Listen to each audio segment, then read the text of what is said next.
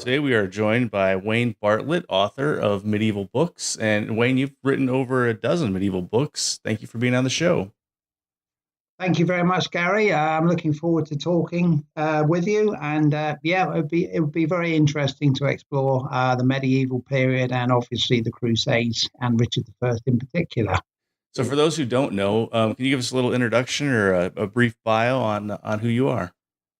Sure. Yeah, my name is Wayne Bartlett, and I've been writing. My first book was published in 1998, and it was a general history of the Crusade called God Wills It. And since then, I've written about 15 other books, mainly on the medieval period, though I have strayed from that core locus once or twice for more general interest things. But yeah, I just love the medieval period and the Crusades in particular. In your career, how did you become a writer? Is that what you aspired to be when you started out? No, not at all, Gary. When I started out, I left school, went into employment as an accountant, which I remain, and that's been a good career. But I'd always been interested in history, and in my teens, even I would regularly be reading various history books. Always been really interested in medieval history in particular. In my late 30s, I became a little bit aware that I was reading a lot of books on history, which were quite academic in style. And although they were obviously well researched and of great interest in some respects, I felt sometimes the storyline got lost in the midst of all the facts. I'd always enjoyed writing without any particular end in mind. And I suddenly thought, well, maybe I should maybe explore a bit more the possibilities of writing on medieval history, particularly. Always been a great interest, as I say, but not necessarily as a writer. That general interest really sparked my kind of desire to research more deeply, but also to tell a story which I think sometimes get lost in the middle of maybe too many facts. Sometimes we lose track of the storyline, which is sometimes extremely gripping. So, in your writing process, is it working from an outline kind of thing, or how do you go about writing your books? Yes, a very good question. Obviously, when you start off, you have to have a general idea of what particular approach you're going to take, of the subject that you are looking at. You need to be very informed as to the general subject matter. So you always start, really, because the publisher will insist on this, that you come up with an outline of what you intend to write. The issue is, though, until you actually get into deeper research, you don't really always know where the storyline is going to take you. So it's never more than an outline because as you start to dig more deeply, you get pulled off in perhaps unexpected directions, and then you have to be adaptable. In terms of my writing approach, once this initial high level outline is in place, my philosophy is very much around the principle of don't get it right, get it written. If you write something down, it's much easier to work on it, to critique it, to change things. So I write quite quickly, but I regularly, routinely return to my work and change things. And as I say, I'll often be led in an unexpected direction by some previously unexpected facts. So I get something written down, keep reviewing it. As new evidence comes along, I'm quite happy to go off in a slightly different direction than perhaps the one I originally intended to go in. Yeah, and I like that philosophy of don't get it right, get it written. It's kind of get your ideas out there and then fine tune them after that instead of just thinking about them and never actually acting on them. Excellent. Yeah, I think that's the thing for me. I've tried other approaches. The thing with writing is you're always learning, not just about the content of what you're writing about, but also about you as a writer. And over time, I've learned to be a little bit more sort of ambitious in getting things written up, but then take much longer to review what you've written. So, I can write a first draft quite quickly, but I often take maybe 6 and 9 months after a draft is written to really work on it and to change and adjust things as new evidence emerges. You said you started out with just a general interest in history and medieval history. Were there books or authors that kind of sparked that flame for you? You read a book and you said, "Oh wow, I need to learn more about this subject because of a certain author," or just books in general is what got you interested?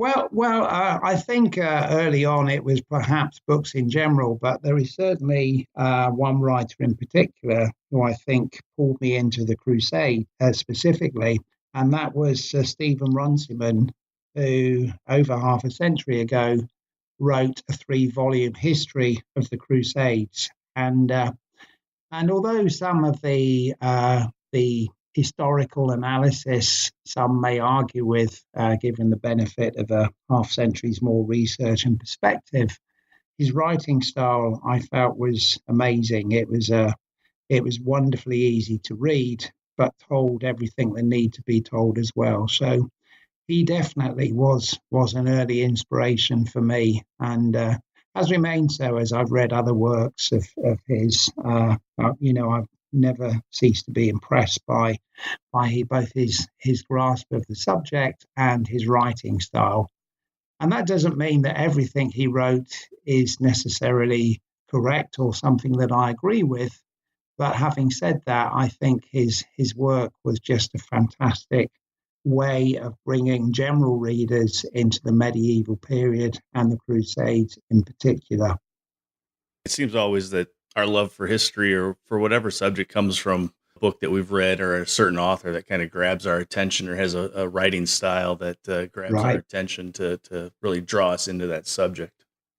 Absolutely. You have to be interested in a subject. I think you have to be almost passionate about it before you can really start to understand the period. It's not necessarily a straightforward process to really understand what was going on in history. You do have to think, you do have to analyze, you do have to scratch below the surface to really understand. But to do that, you need to be motivated to do it. And I think influential and skilled writers like Stephen Runciman really, really perk and pique your interest in a particular subject and really make you feel passionate about it. You have about 15 books that you've written on the medieval period. Yeah, that's And right. you said that you get your first draft out and then you take maybe 7 or so, 9 months to kind of fine tune those details and get new research and things like that. So how much research goes into each book that you write? It's very extensive. And I probably take from start to finish maybe 18 months to write a book. And the first 9 months of that would be working on the first draft, doing the research. I would have done some research even before the publisher's proposal goes in, obviously. But I think, once I've started, as I say, about 18 months from beginning to end is the normal time. And really, even when I'm writing and even when I'm reviewing, I'm always researching at the same time. It's a research that shapes my general direction. And I think we are lucky these days in that medieval source documents are maybe much more available than they were even half a century ago. There are many English translations available. I very much like to go back to source and to kind of understand the chronicles and things like that, as well as the perhaps more boring but maybe more reliable archival records, which fortunately in England we have extensive medieval records to refer to.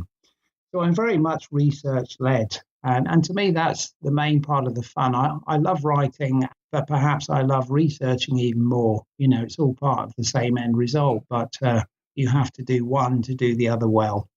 Your last book was on King Canute of England, and your current book is on Richard the Lionheart. That's right. What spurred your interest to get a biography of Richard the Lionheart?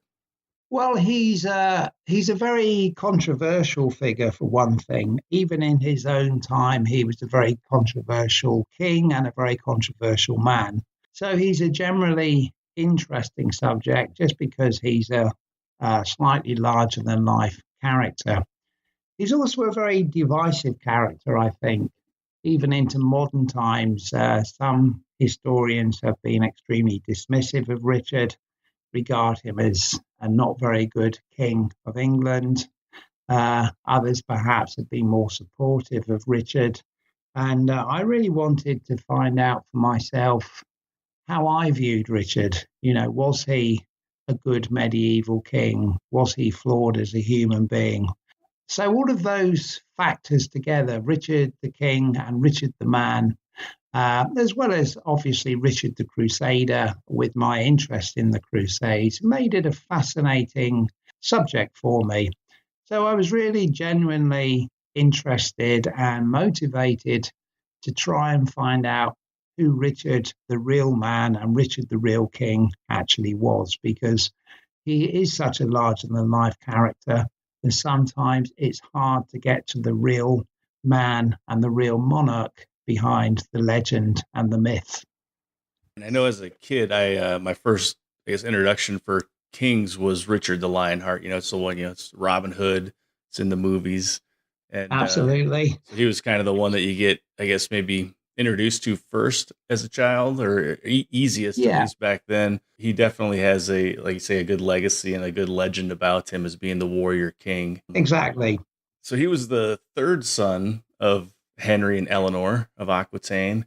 Third son, he's not necessarily in line to be king, and probably doesn't even expect to be king. The oldest son is brought up as the prince. He's brought up to be a king. He goes through certain Yes. upbringings and culture. So as a third son, he wasn't expected to be king, but was his upbringing the same as his older brother, or was his upbringing completely different? And did it prepare him for the kingship that was coming his way? Well, it's a very good question. First of all, Richard's eldest brother actually only lived for 2 or 3 years. So although he was the third son, he quickly became the second surviving son. So even when he was a boy of 5, perhaps he would have been second in line to take over from his father, Henry II. He did have, though, a very charismatic and very significant older brother remaining, who was also called Henry after his father, Henry II. And really, the formative years of Richard and the whole family, there was a large family with many brothers and sisters. It was all shaped by the actions and the personalities of their parents. So Henry II ruled over a vast empire effectively, including England and parts of Wales, but right down through the west and the north of France. He held many more lands in France than the French king even did. So this was a massive empire. And to rule it in a certain way, Henry II quickly delegated, in theory, responsibility to various of his sons to take over various parts of his vast territories. The eldest surviving son, Henry, was given the lion's share of that. In fact, he was nominally King of England. And Richard was given eventually Aquitaine in the southwest of France, where he was brought up with his mother, Eleanor of Aquitaine, and eventually he became Duke of Aquitaine, which was a very significant territory in its own right. So the two brothers, these two eldest brothers, ultimately became rivals. It's almost like a case of this territory is not big enough for the both of us. So they were very competitive, and Richard's life, certainly from his teens, was a very competitive, sometimes literal conflict with his elder brother. But Henry II, the king, very much remained the dominant power. even though he delegated in theory responsibility, in practice, he very much held on to the strings of power. So there was this complicated struggle between Richard, his elder brother Henry, and his father Henry II, which really shaped Richard's early formative years well into his 20s.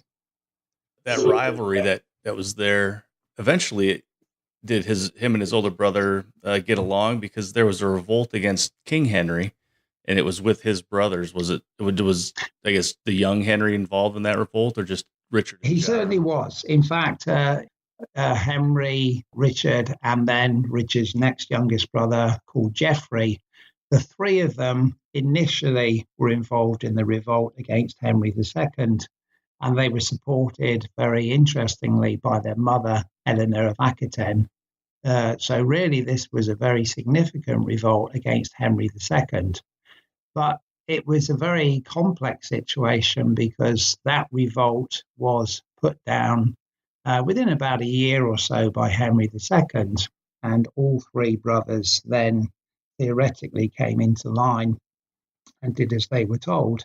But subsequently, the the, the, uh, Richard's elder brother Henry revolted again against Henry II, and this time Richard took the part of Henry II. So he ended up fighting his elder brother Henry, and during one of the campaigns in this revolt, the elder brother Henry died of dysentery, which left the road to become the dominant brother open for Richard. But even that wasn't the end of it. The revolt really spluttered on and off for about 15 years.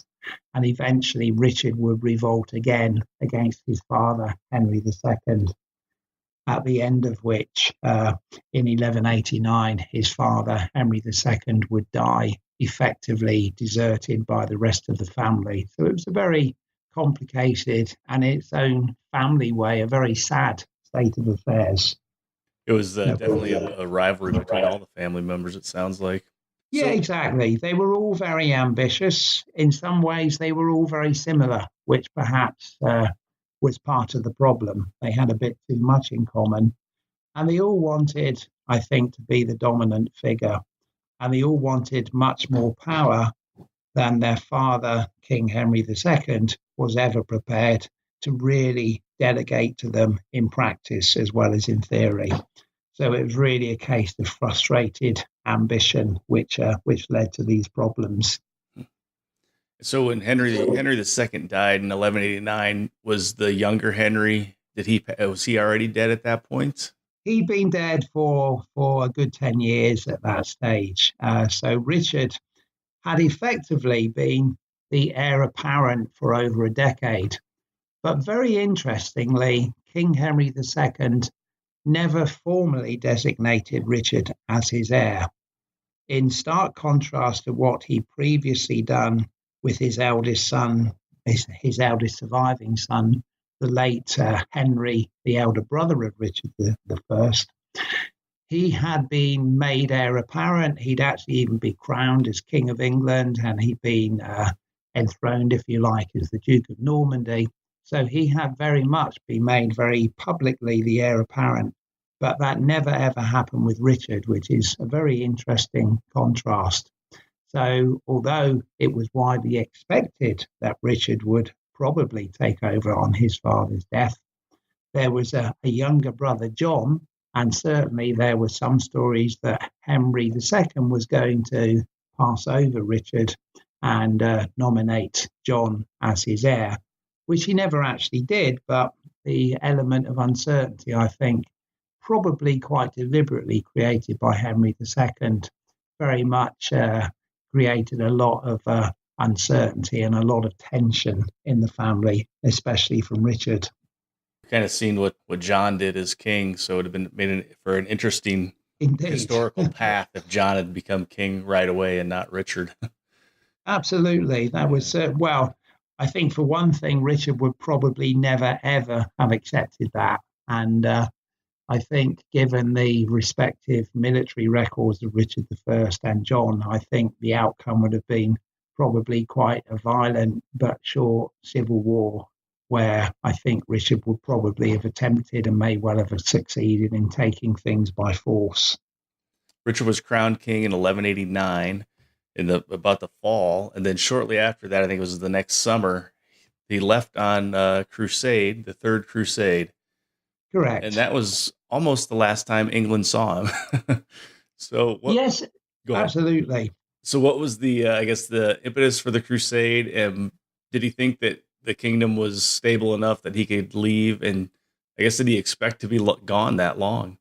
I think, well, certainly the main impetus for the crusade was a catastrophic defeat for the effectively the Crusader army in the Kingdom of Jerusalem, which took place at the Battle of Hattin on the 4th and 5th of July, 1187, so a couple of years before.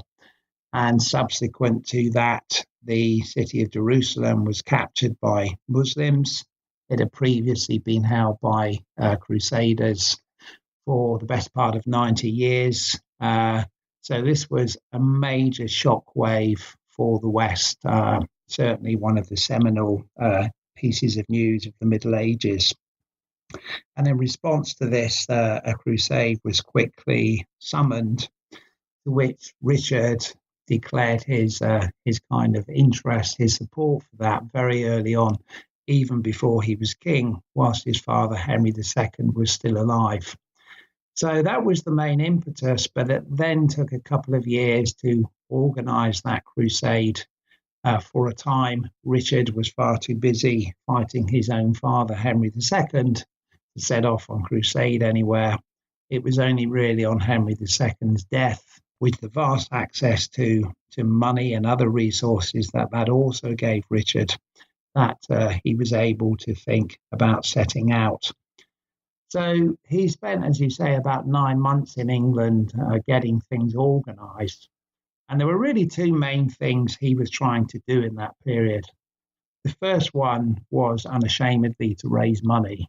Crusading was a very expensive option, and he needed money to do it. So he introduced a whole raft of measures to raise money. And that was one aspect of his short but very significant few months in England. The other one was trying to set up an establishment which would be able to look after his interests, not just in England, but also across his French territories, which were equally as significant in many ways whilst he was away. He probably didn't expect to be away for as long as he was. And one of the issues was that he was later captured and held for ransom on his way back for crusade. So effectively, he was out of the country for 4 years. Maybe he would have expected to have been out for maybe 2 years. So he was certainly away for longer than he thought he would be. And the establishment which he had set up in England to look after his interests while he was absent, certainly on occasion that was very stretched and came close to collapsing, but never, fortunately for him, ever quite did. And so while he was away, did he put John in as to rule the kingdom, or did he have just a council of people that he trusted instead of John? That's a very good question. And very interestingly, he very much appointed a council to look after his interests. He had already fought against John when he had not been king in the frequent disputes he'd had with the rest of his family. So he probably had very little trust in John even before he left England. And at one stage, before he was king, he insisted he would only go on crusade if John came with him. Obviously, he was afraid that John would try and manipulate against him while he was away. Once he became king, perhaps maybe even Eleanor of Aquitaine's influence may have played a part here. She probably thought it's not good for both sons to be away fighting in a crusade, especially when Richard had no children. So he may have been persuaded that that was sensible to leave John, but he actually went out of his way to make sure that John's powers were reasonably limited while he was absent from England and from France. Didn't want a revolt or someone to take over the crown while he was gone. Exactly. And as it happened, that came very close, quite close to happening. I mean, Richard's selection of people to look after his interests was not 100% successful. There were some people who worked very well in his interests. His mother, for one, was extremely supportive of him and was a very clever political player in her own right. So she effectively wielded a lot of power on his behalf. But not all of his councillors were successful. One called William Longchamp effectively ended up being thrown out of England. And for a time, it looked as if John's party, if you like, would assume the most dominant position, and even at one stage tried to replace Richard. But they were kind of outmaneuvered and never quite managed to achieve that. So he's fighting a crusade on one continent, and then he's got his council and his men trying to save his kingship on the other, it sounds like. Exactly. And another complicating factor was that his chief co-crusader was King Philip of France, Philip Augustus of France, who returned from the crusade early, much earlier than Richard did, and then started to create a lot of difficulties for Richard back in France while he was away, and ended up plotting with John as well. So Richard certainly had a very complicated political situation back in Western Europe to distract him while he was trying to fight the crusade as well. Yeah, the crusade is the Third Crusade, I think, is one of those that it's one that maybe a lot of people know about, or if they hear of battles or things like that, it's the Third Crusade that kind of gets the focus. And it's one of the ones that pits kings of Europe, Philip and Richard, against one of the greatest, I guess, Muslim warriors or rulers of the time, maybe all time, and that's of Saladin. So Correct, yeah. did this rivalry spring up during the crusade, or was Saladin taking over in the Middle East, and Richard and Philip had to go and put him down? Yes, well, Saladin was the victor of the great battle at Hattin, and he was the Muslim leader who had then reconquered Jerusalem for Islam. And that made him, if you like, a boogeyman for Western Europe. But in fact, he was a very astute political individual who managed to unite Islam, really, which had up until quite recently been quite disunited, and I think significantly quickly became very disunited after his death as well. So he was a very formidable character, a very astute politician, a capable military leader.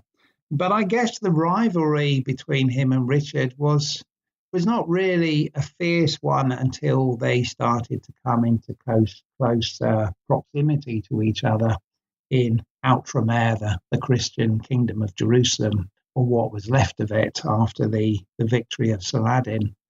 And that really it created the story, if you like, of Richard and Saladin as two of the great military rivals of the medieval era.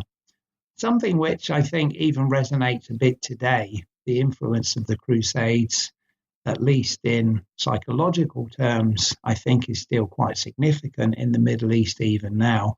In some parts of the Middle East, Saladin is still regarded as an iconic Muslim leader, and Richard is seen as the ultimate crusader enemy of that. So certainly once they started to come into close military contact with each other, a fierce, maybe slightly exaggerated rivalry did come about. It was certainly written of as a fierce rivalry. I don't think on a personal level it was perhaps as fierce as perhaps the chroniclers of the time might have suggested it to be.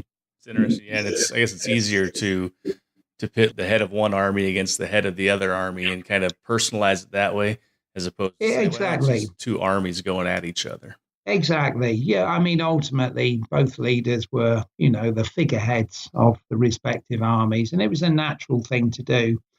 Medieval chroniclers were kind of very good at kind of, shaping things to give a coherent storyline, and not necessarily always letting the facts get in the way. But they certainly painted this as a fierce rivalry. And so, were these two men, Richard and Saladin, did they have like a warrior's respect for each other? Were they bitter enemies, or were they just kind of indifferent and like they were just going after the other army?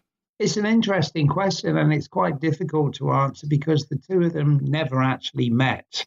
But from what I've looked at and what I've read on the subject, and looking at the various source documents in particular, what comes across is certainly a respect for each other.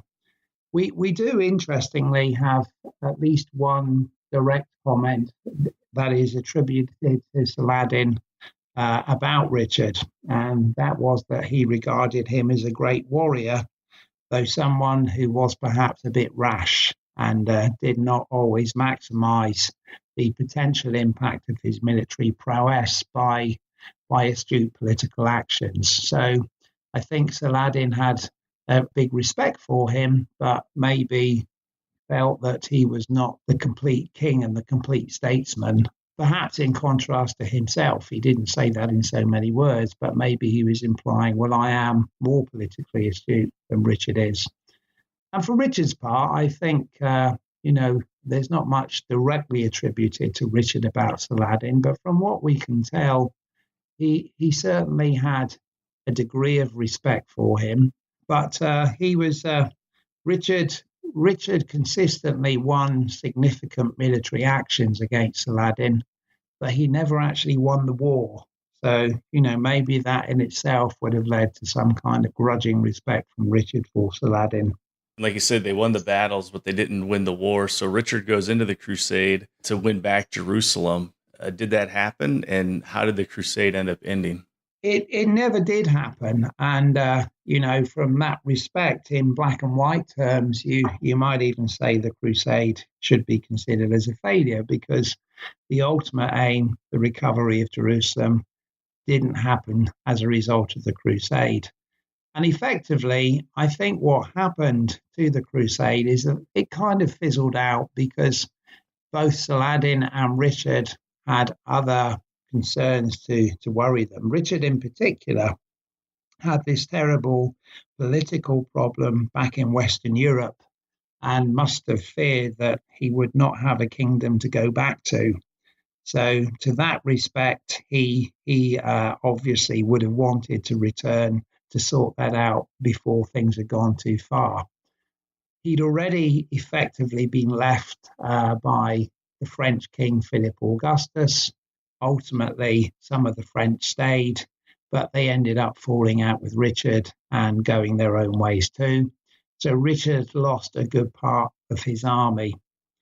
Saladin, on the other hand, was, I think, tired. He had been seriously ill a few years before, and he did not long survive the crusade. He died the year after the crusade finished.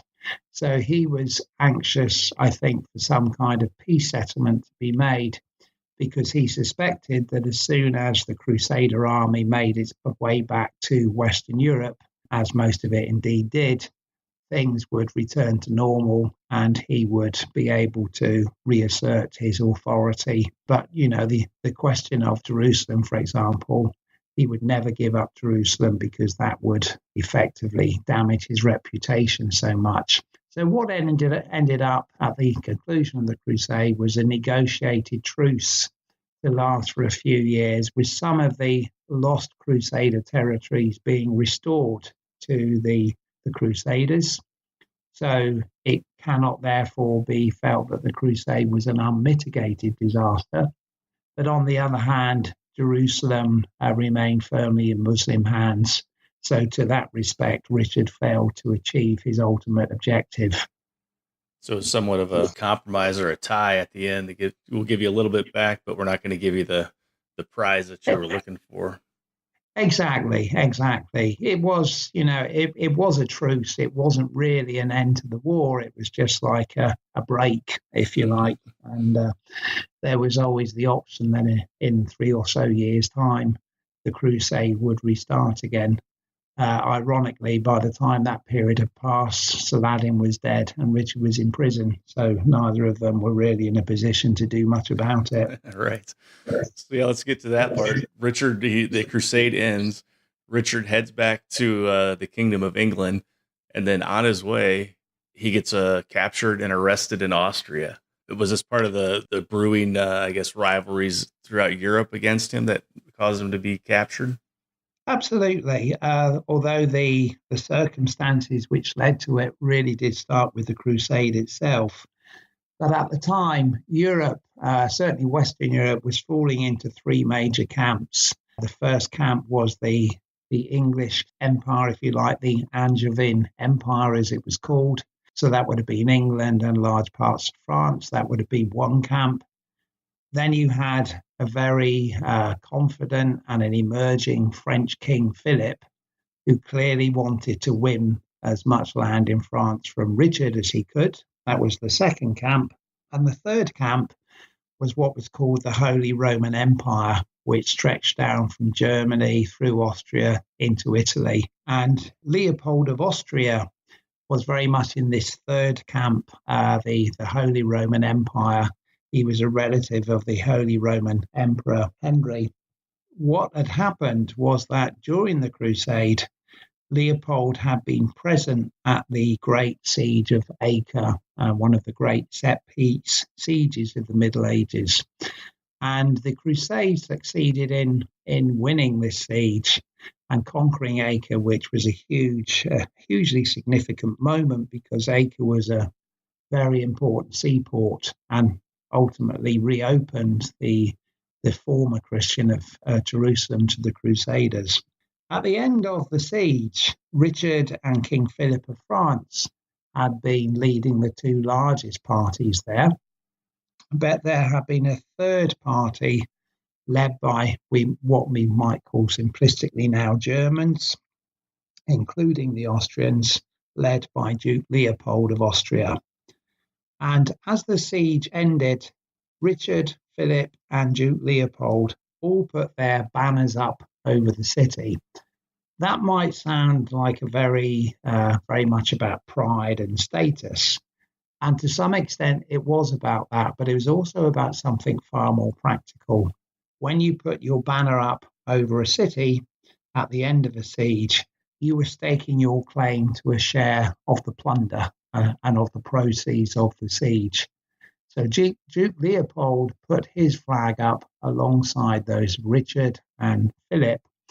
And the next thing we know, Duke Leopold's flag is lying in a ditch where it had been thrown from the walls into a ditch. And very much, if you like, a rebuttal of his right to any share in the proceeds of the crusade.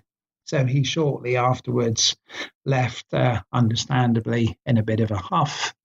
And he blamed Richard, probably correctly, for this action. Richard then had to return home, and things had got very complicated by now because it was very difficult for him to make his way home in a way that he would avoid his enemies. So, very difficult to travel, for example, through France because the French King Philip, who had been back for a while now, would certainly try to capture him. But he was also very unsure of the actions of the Holy Roman Empire. The Emperor Henry was a very manipulative, almost a Machiavellian figure, I think, not the sort of man you would want to fall into the hands of. So Richard tried to avoid both of these, but it was very difficult to find a route that did so. And unfortunately for him, he was blown off course. His ship was blown ashore in the lands of Duke Leopold. And shortly thereafter, he was captured whilst trying to make his way across Austria in disguise.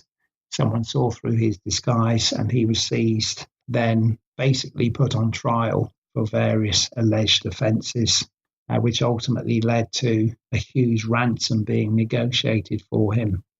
It sounds like coming home from the crusade was almost more dangerous than being on the crusade. It's tough to get from the Middle East to England over the continent when everyone on the continent's out to get you. Exactly. Yes, yes. He was certainly very unlucky in the way things had gone politically. And he was very conscious, really, from the outset that this was going to be a very dangerous journey. And unfortunately for him, things just didn't go to plan. And, he was captured. And ironically, he was criticized for abandoning the crusade, even though he was the last king to leave. And even though the man doing the criticism, the Emperor Henry, the Holy Roman Emperor, had never set foot on the crusade. So I found that slightly ironic. The ransom was paid, and Richard gets to get back to England. Now, earlier we discussed that Richard faced a revolt from his brother John. Did Philip Augustus of France take part in that or help spur that revolt, or was he still in the Crusades at that point? No, he was very much instrumental in John's revolt against Richard. He returned back at least 18 months before Richard did, and then of course Richard was further delayed by being held captive for a year. So he'd been in France for over 2 years by the time Richard got back. And certainly during Richard's absence, especially after Richard had been captured and held for ransom, he really stirred the pot. He realized that John was extremely personally ambitious, and he realized that he could benefit greatly from this. He was, I think, a much stronger character and a much more able character than John. And he was able to dangle various carrots in front of John in return for his support. And John was quick to try and take advantage of that. So I think Philip was very much the senior partner, encouraging John to revolt. And it was only the actions of Eleanor of Aquitaine and some of Richard's council in England that managed to keep John under some sort of control for a while. But even they eventually lost control. John went to France. He very openly did allegiance to Philip for the Angevin lands in Normandy in particular. And it was really, I think, Philip really driving the revolt. So John was very much in cahoots with him, but very much the junior partner, I think. Richard gets back from the crusade, and then Philip is back 2 years prior trying to take his lands that he had gained through his mother and his father in France. It was Philip's involvement in that revolt that I guess leads Richard into another war, and that's against France to get his lands back. So And the interesting thing about that for me is that you asked earlier, Gary, about whether there was a bitter rivalry between Richard and Saladin. I think there was a much more bitter rivalry between Richard and Philip. I mean, Richard seems to have taken Philip's actions in the Crusades very personally. He considered it a treacherous state of affairs that while he was in prison, Philip had been attacking his lands and taking a number of them off him. In fairness to Philip, though, this was not just a one way street here. Richard had been effectively engaged to Philip's sister, Alice, for over 25 years without actually going through with the marriage. And early on in the crusade, he had openly rejected Alice and taken as his wife Berengaria, a Spanish princess, which was a very public humiliation for Philip. So I don't think we can paint Richard as being squeaky clean here either. But there was a very bitter and intense rivalry between these two men, which really dominated the latter part of Richard's reign. I mean, to me, far more than even the Crusades ever did. So Richard has a reputation for squeezing England dry of its money. And that's probably true, but it was as much, if not more, to recover his lands in France that he did that as he did for the Crusade. he was engaged to Philip's sister, and like you said, for 25 years, which is a long engagement. A long time, indeed. And then did he meet the wife that he ended up marrying on the crusade? I guess what was the reason that he decided not to marry Philip's sister and go with the Spanish princess? That's a good question. I mean, it's a little bit unclear how long he and this Spanish Princess Berengaria of Navarre had actually known each other.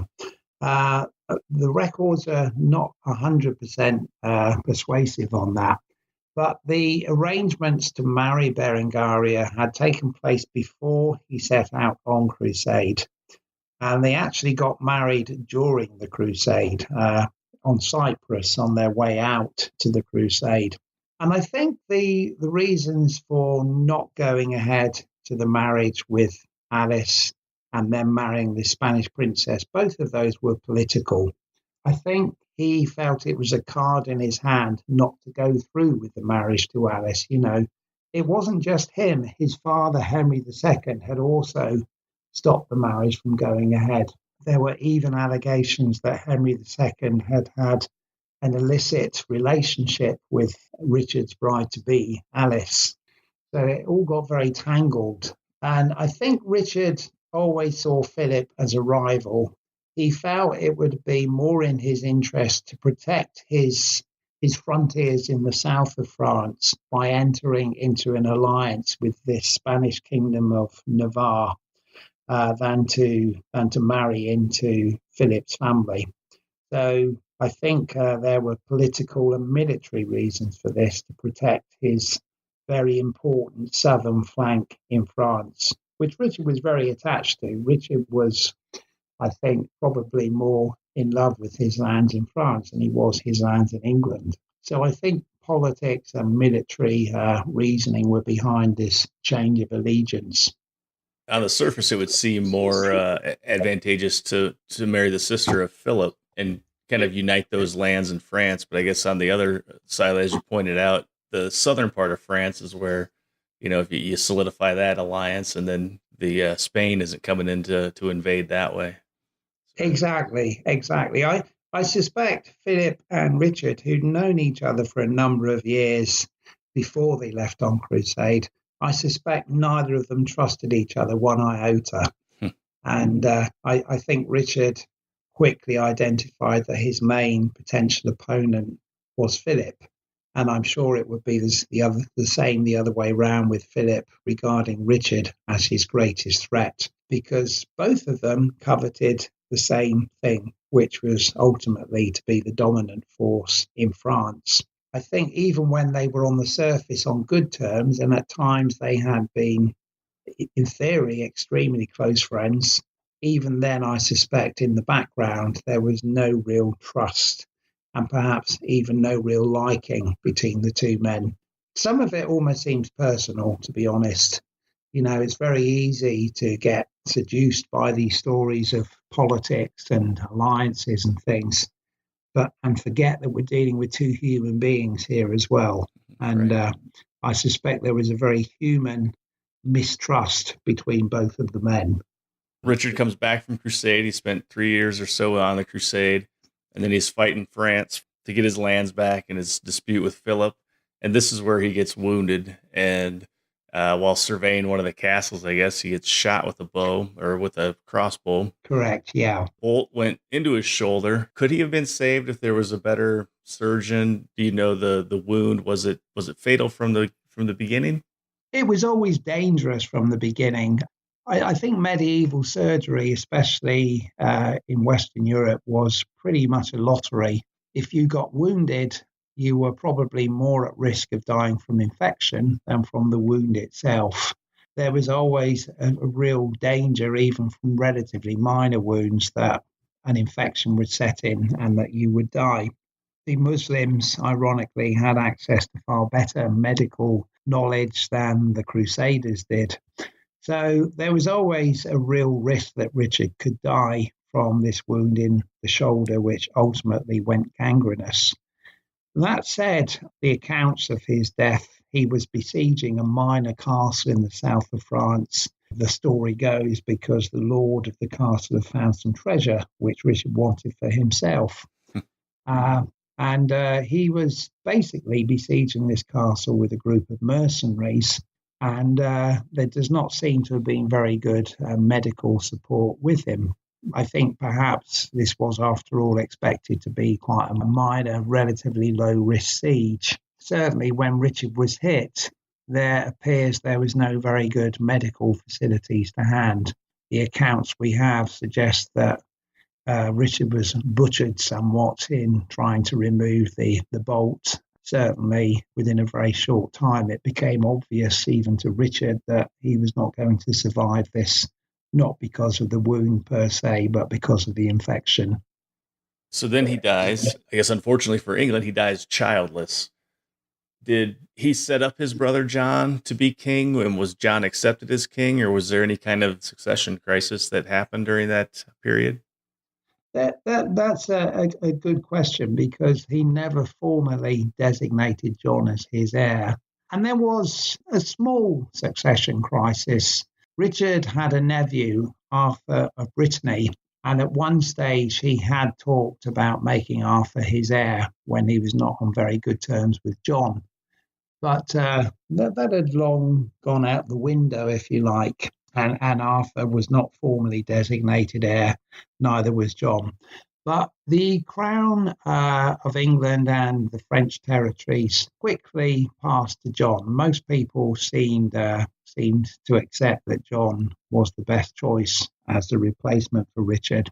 Things changed somewhat, ironically, when Arthur was captured and then subsequently murdered, according to some accounts by John himself. This had a very dramatic negative effect on John's reputation, and his great rival, formerly Richard's great rival, King Philip of France, was very quick to use the death of Arthur as a reason to punish John and to take his French territories off him, which he proceeded to do. So there was no immediate succession crisis, and John, as I say, became widely accepted as king, but his treatment of Arthur turned out to be a politically extremely clumsy and rather foolish move, which came back to haunt John. It sounds like Philip was taking any opportunity to get some land away from England at that time and get it back into France's hands. Exactly, and yeah, you're absolutely right. I mean, every chance Philip had, he took it, and he was a very, very smart king. He really built the power of medieval France from relatively humble beginnings. He made France a great European power, so he certainly was a hugely capable, if somewhat devious and Machiavellian figure in his own right. Richard is looked at as kind of the warrior king, fighting the Crusades. He had the battle against France to win those lands back. Was he liked by the population of England? And did he have a domestic policy or any kind of policy at home that was anything other than taxing the people for the wars? I don't really think he had much of a domestic policy in England outside of what was in his own best personal interests. So to me, England comes across as being a source of power and wealth. Obviously, those two things are quite closely connected. And I think everything in England was subservient to his own personal interest, his own personal desires, both, first of all, during the Crusades, then for his ransom, which cost an enormous amount of money. You could, of course, argue that wasn't really Richard's fault, but nevertheless, the policy was all about getting enough money to release Richard. And then finally, in some ways, in its most extreme form, to recover his lost lands in France. So I think England was never really his main priority, other than as his most significant source of power and wealth. And I don't really detect a strong love of England. I detect a much stronger love of his French lands than his lands in England. I think in England itself, he was to some extent respected as a mighty warrior.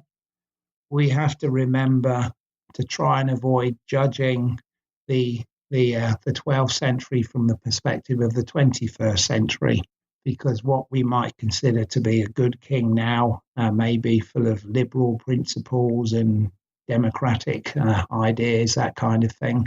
That's not really how 12th century medieval Europe generally worked. But by the standards of his own time, I think he was regarded as a very strong warrior, and there would have been a certain pride in that in England.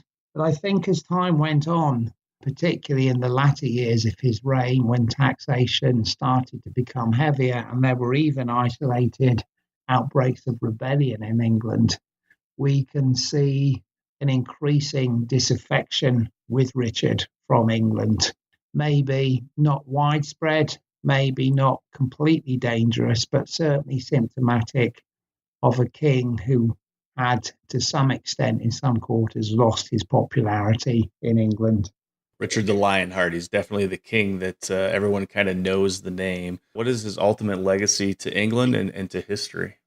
Well, I think in England itself, his legacy is as a kind of inspirational, maybe semi-legendary figure. Richard became regarded as the ultimate chivalric warrior. There is a very impressive 19th century statue of Richard outside the Houses of Parliament in London. Clearly, in Victorian times, he was seen as a great warrior, an iconic, perhaps in some ways an empire builder. And there's a resonance with the Victorian view of empire there as well. And I think that's his main legacy as a symbolically inspirational figure. As always in history, the facts don't really matter too much. It's the perception which is often more powerful. So he was seen as this chivalric figure in some quarters and as an inspiration and, as a mighty warrior. His legacy on history, I think, is more complex than that. It's very interesting that when we had all of the issues in the Middle East post 9/11, you may remember there was an element of difficulty when President George W. Bush mentioned the Crusades as a kind of word to be associated with the military campaign in the Middle East. And Osama bin Laden was very quick to pick up on that as a negative thing, saying this is just a continuation of the Crusades. This is really, part of a 800-year-old battle. Again, whether that's true or not does not really matter. It's the perception which is more powerful. And it's very interesting that he names certain individuals as being significant characters, if you like, on the enemy Christian side during the Crusades. And he picked out Richard for personal mention. So I found that very interesting and powerful that 800 years after Richard's death, he's still used as a negative representative of the Christian enemy in some parts of this ongoing difficult situation we have between some parts of Islam and the rest of the world. Definitely left an impact, the battles that he won or his character in that part of the world. And he certainly brings up emotion on all sides. You talk to people, historians or whatever, and you speak of Richard, and they're either usually one way or the other on him. He was a horrible king because he was never in England, or he was a great king because he fought these wars for England and won land back. And it's certainly an impassioned debate when you get into Richard. Not quite as impassioned as Richard III, but certainly it's there. Yeah, absolutely.